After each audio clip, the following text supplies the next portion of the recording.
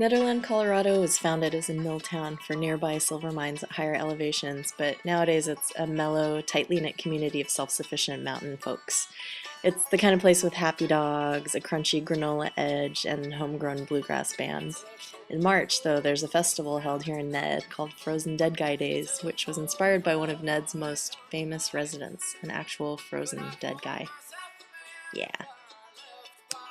I'm Wendy and I'm a Lonely Planet author, and today I'm roaming around Nederland, Colorado, which is at an altitude of about 8,200 feet, which makes it quite cold today, which is appropriate because we're going to be speaking with Bo the Iceman, who keeps the frozen dead guy on ice. And the frozen dead guy is what doesn't necessarily put Nederland on the map, but is one of its claims to fame these days.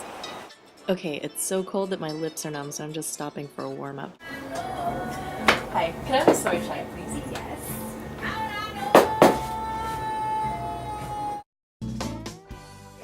For me, Ned's appeal isn't at all about Frozen Dead Guy, but about the unique atmosphere created by funky spots like this cafe inside a decommissioned train car.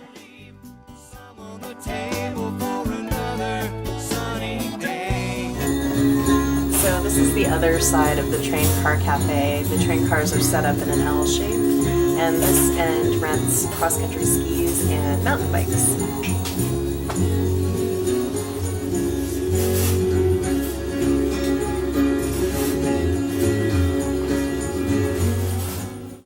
Well, let's quit messing around and get up to Grandpa's shed, shall we? Well, hi there. Pleased to meet you. So here we are at the shed, the infamous Tough Shed. What would you like to know about it? So how did Grandpa, as he's known around town, wind up here in the shed? Basically, his grandson decided that he wanted to cryonically preserve everyone.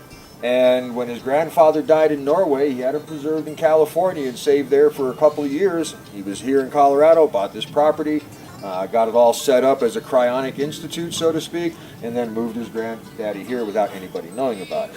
Although there is a law now in Nederland where you cannot have a frozen carcass in your freezer, which basically makes it so that you can't have turkeys, chickens, whole turkey are actually illegal in Nederland because of grandfather here. And so but he's here because he was grandfathered in.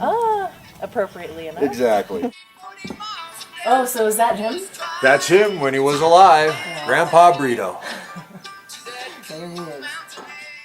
And what was the first year of the Frozen Dead Guy Days festival?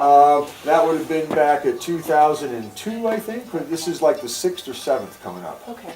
So can you tell me a little bit about the science behind the dry ice and cryogenics? It's sometimes looked at as backyard cryonics, but in reality there is a scientific method to the whole thing. We are keeping him cold, frozen, to a point where in the future we can take nanotechnology and rebuild things and build it back to the form that it was.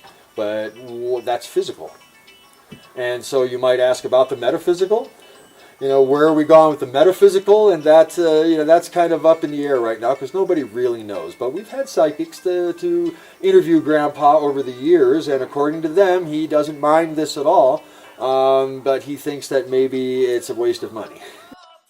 But he wasn't mad. See, I had the first psychics up here because I tick off a lot of live people in my business. I don't need to tick off dead people in my business. So I wanted to find out, is this causing him a problem here at all? And basically they said no, it wasn't. As a matter of fact, those psychics, the first psychics I had, said that Grandpa wasn't even aware that he was dead yet. Really? That he was over skiing in Norway.